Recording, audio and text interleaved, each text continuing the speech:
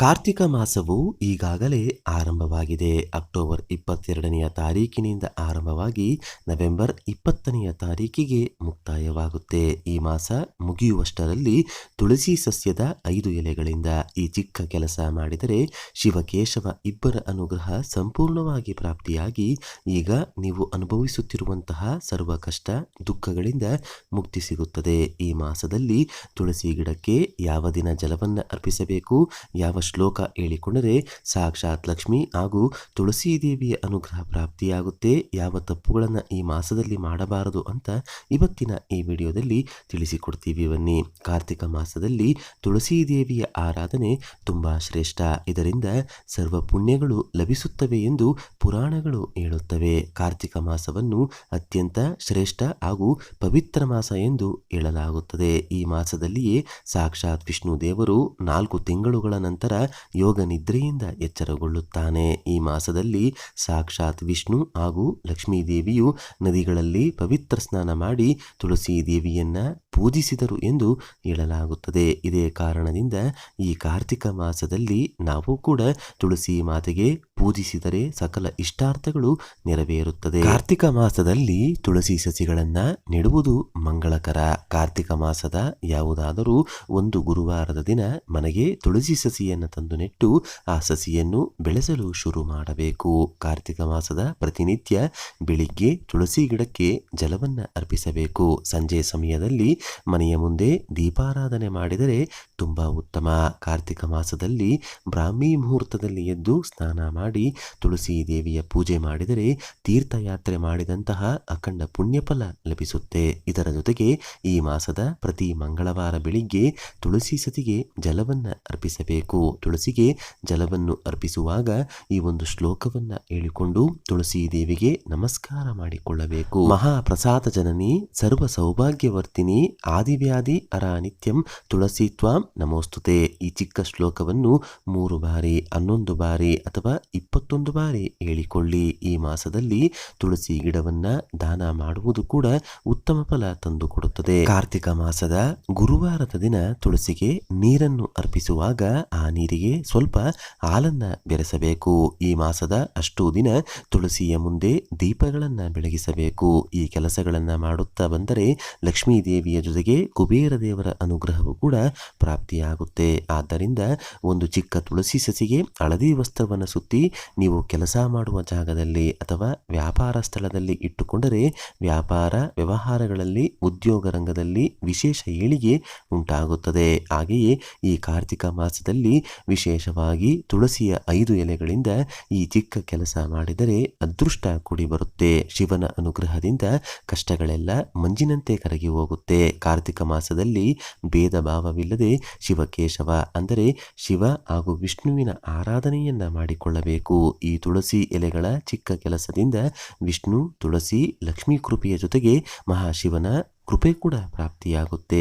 ಈ ಕಾರ್ತಿಕ ಮಾಸದಲ್ಲಿ ಬೆಳಿಗ್ಗೆ ಬೇಗ ಎದ್ದು ಸ್ನಾನ ಮಡಿಗಳನ್ನ ಮಾಡಿ ತುಳಸಿಯ 5 ಎಲೆಗಳನ್ನ ನಿಮ್ಮ ಕೈನಲ್ಲಿ ಹಿಡಿದು ಶಿವ ಹಾಗೂ ಮಹಾವಿಷ್ಣು ಇಬ್ಬರ ಸ್ಮರಣೆಯನ್ನ ಮಾಡುತ್ತಾ 5 ನಿಮಿಷ ಧ್ಯಾನ ಮಾಡಬೇಕು. ನಂತರ ಆ 5 ಎಲೆಗಳನ್ನ ನಿಮ್ಮ ಮನೆಯ ದೇವರ ಕೋಣೆಯಲ್ಲಿ ಇಡಬೇಕು. ಆ ದಿನ ಮಲಗುವಾಗ ಈ 5 ಎಲೆಗಳನ್ನ ಮಲಗುವ ದಿಂಬಿನ ಕೆಳಗೆ ಇಟ್ಟುಕೊಂಡು ನಿದ್ರಿಸಬೇಕು. ಹೀಗೆ ಮಾಡುವುದರಿಂದ ಶಿವ ಹಾಗೂ ವಿಷ್ಣು ಇವರಿಬ್ಬರ ಅನುಗ್ರಹದಿಂದ ನಿಮ್ಮ ವಿದ್ಯೆ, ಉದ್ಯೋಗ, ವ್ಯಾಪಾರ, ಹಣಕಾಸು ಯಾವುದೇ ಕಷ್ಟಗಳಿದ್ದರೂ ದೂರವಾಗುತ್ತೆ. ಅನೇಕ ವಿಧವಾದ ಶುಭ ಫಲಗಳು ಲಭಿಸುತ್ತೆ. ಶಿವನಿಗೆ ಬಹಳ ಪ್ರಿಯವಾದಂತಹ ಈ ಮಾಸದಲ್ಲಿ ಒಂದು ದಿನ ಅಂದರೆ ಒಂದು ಕಾರ್ತಿಕ ಸೋಮವಾರವಾದರೂ ಸರಿ ಶಿವನಿಗೆ ಬಿಲ್ವ ದಳಗಳಿಂದ ಪೂಜಿಸಿ ಕಷ್ಟಗಳು ಕಳೆಯಲು ಬೇಡಿಕೊಳ್ಳಬೇಕು. ಶಿವನಿಗೆ ಸಾಧ್ಯವಾದರೆ ರುದ್ರಾಭಿಷೇಕ ಮಾಡಿಸಿ ಒಂದೇ ದಿನದಲ್ಲಿ ಶಿವ ಹಾಗೂ ವಿಷ್ಣುವಿನ ದರ್ಶನ ಮಾಡಿ ಮನೆಗೆ ಬನ್ನಿ. ಮಾಸಗಳಲ್ಲಿ ಶ್ರೇಷ್ಠವಾದ ಮಾಸವೆಂದರೆ ಅದು ಕಾರ್ತಿಕ ಮಾಸ. ಕಾರ್ತಿಕ ಮಾಸದ ಅಷ್ಟೂ ದಿನ ಸಂಜೆ 6 ಅಥವಾ 6:30 ಸಮಯದಲ್ಲಿ ಮನೆಯ ಸದಸ್ಯರೆಲ್ಲ ಸೇರಿ ಈ ಚಿಕ್ಕ ಕೆಲಸ ಮಾಡಿದರೆ ಜೀವನದಲ್ಲಿ ಅದ್ಭುತಗಳು ಜರುಗಲು ಆರಂಭವಾಗುತ್ತೆ. ಏನ್ ಮಾಡಬೇಕು? ಮನೆಯಲ್ಲಿರುವ ಸ್ತ್ರೀಯರಾಗಿರ್ಬೋದು, ಪುರುಷರಾಗಿರ್ಬೋದು, ಸೂರ್ಯ ಮುಳುಗಿದ ನಂತರ ಮನೆಯ ಈ 4 ಜಾಗಗಳಲ್ಲಿ ದೀಪಾರಾಧನೆ ಮಾಡಿಕೊಳ್ಳಿ.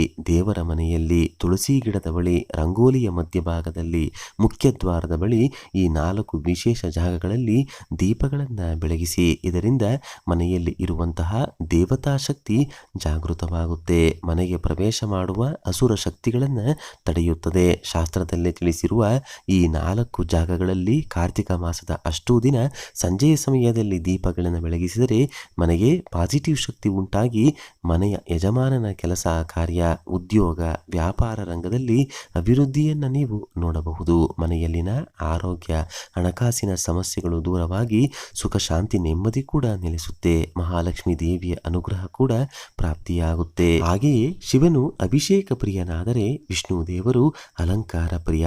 ಕಾರ್ತಿಕ ಮಾಸವು ಶಿವನಿಗೆ ಹಾಗೂ ವಿಷ್ಣು ದೇವರಿಗೆ ಪ್ರಿಯವಾದ ಮಾಸವಾಗಿದ್ದು ಈ ಮಾಸದಲ್ಲಿ ಶಿವ ಹಾಗೂ ವಿಷ್ಣು ಇಬ್ಬರನ್ನ ಪ್ರೀತಿಸಬೇಕು, ಪೂಜಿಸಬೇಕು. ಶಿವನ ಕೃಪೆಗಾಗಿ ಶಿವಾಭಿಷೇಕ ಮಾಡಿಸುವುದು ಮಾಡಿದರೆ ವಿಷ್ಣು ದೇವರಿಗೆ ಭಕ್ತಿಯಿಂದ ಸೇವಂತಿಗೆ ಪುಷ್ಪ, ತುಳಸಿ ಮಾಲೆಗಳನ್ನು ಅರ್ಪಿಸಿ ಅಲಂಕಾರ ಮಾಡಿಸುವುದು ಅಥವಾ ಮಾಡುವುದನ್ನ ಮಾಡಬೇಕು. ಇದರಿಂದ ಹರಿಹರರ ಅನುಗ್ರಹ ಪ್ರಾಪ್ತಿಯಾಗುತ್ತೆ.